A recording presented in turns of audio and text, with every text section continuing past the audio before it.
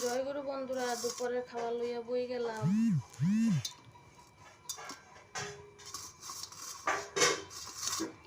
আজকে দুপুরে আছে শাক, ফরাস বিচি দিয়া শাক, ফরাস বিচি শুকায় রাখছিলাম শীতের দিনে। ফরাস বিচি ডাইলের বড়া,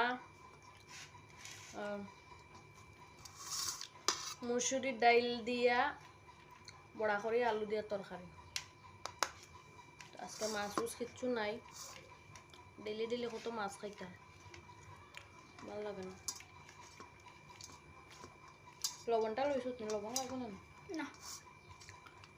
আমার লাগে খাফরাঙ্গা মরিচটা লস না বাবা।